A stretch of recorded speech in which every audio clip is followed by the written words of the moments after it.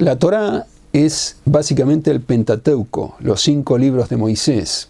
Después están los escritos sagrados, que es el libro de los Proverbios, el libro de Job y todos esos escritos que están junto a la Torá ahora incluidos, y también están los libros de los profetas, el profeta Isaías, Jeremías, Ezequiel, todos los profetas. Eso en conjunto hace la Biblia, pero la Torá básica son los 5 libros de Moisés. Y los 5 libros de Moisés, aunque todo lo demás también recibe genéricamente el nombre de Torá, cuando se habla de Torá es eso, los 5 libros de Moisés, y la cantidad de letras que tiene es 600.000. En las ediciones que hay actualmente hay menos en forma manifiesta. ¿Por qué? Porque por los secretos de la Biblia. La Biblia tiene muchos secretos que cuando hay una letra carente o hay una letra que está aparentemente de más, tiene significados muy profundos que los sabios explicaron. Por ejemplo, el nombre Jacob. En español decimos Jacob, en hebreo es Jacob. La letra O de Jacob, la vocal O, se puede escribir adicionándole una letra Vav o sin esa letra Vav. De las dos formas está bien, pero tiene diferentes significados en lo que respecta al valor numérico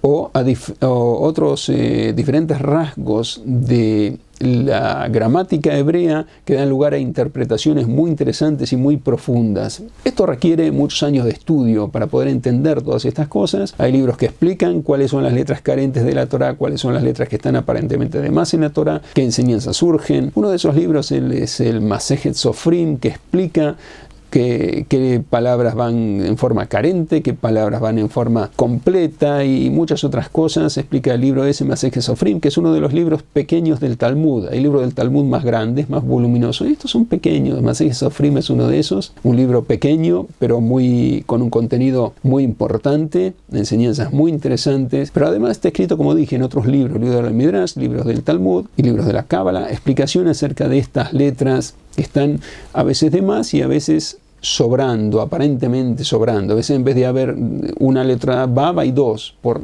una razón específica. A veces una letra Mem. La letra Mem tiene 2 características, dos grafías. Grafía es el dibujo de la letra Mem. Como una letra M en hebreo tiene un dibujo, cuando la escribe, en hebreo también tiene un dibujo, pero eso se llama grafía.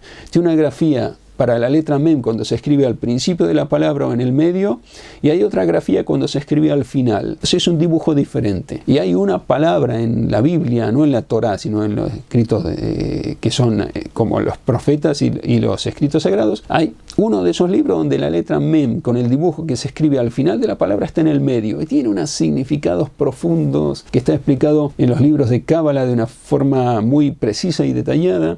Cada cosa tiene su explicación y por eso fueron incluidas las letras de esa forma. Y ahora voy a hablar de la cantidad de letras que tiene la Torá. Eso está indicado en el nombre Israel en forma aludida, los sabios lo enseñaron eso. Israel son las iniciales de Yesh Shishim Ribo Otiot la Torah.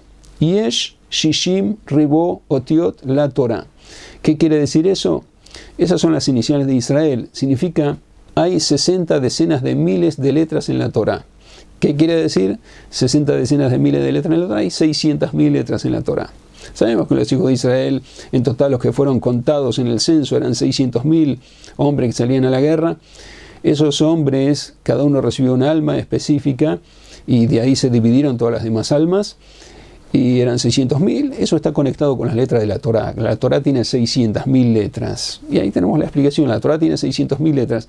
Pero si vemos ahora las ediciones impresas y los pergaminos que están escritos, los rollos de la Torá, tiene un poco más de 300.000 porque, como dije, algunas letras fueron ocultadas por razones de las explicaciones místicas de la Torá, como he mencionado.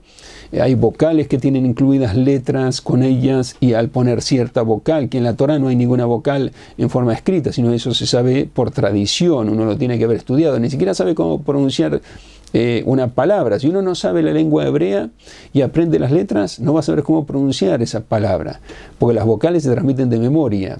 Y eso es la Torá escrita y la Torá oral. Hay que saber todo por tradición. Una vez el sabio Hillel hizo una prueba de este tipo con un hombre que vino y le dijo: quiero convertirme al judaísmo, conviérteme con la condición de que me enseñes la Torá escrita y la Torá oral no la quiero saber. Y le dijo: está bien, no hay ningún problema. ¿Tú quieres saber la Torá escrita y la Torá oral no?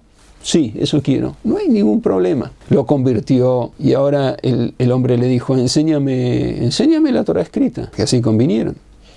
Y le dijo: trae un papel, un papiro quizá habría en esa época, escribió 4 letras, Aleph, Bet, Gimel, Dalet, las 4 primeras letras del alfabeto, el dibujo de la letra y las letras, y le dijo, esta es Aleph, esta es Bet, esta es Gimel, esta es Dalet, para que aprendiera a leer las letras. Y el hombre las aprendió. Al otro día, cuando vino a estudiar, escribió 4 dibujos diferentes, Hillel, y le dijo Aleph, Bet, Gimel, Dalet.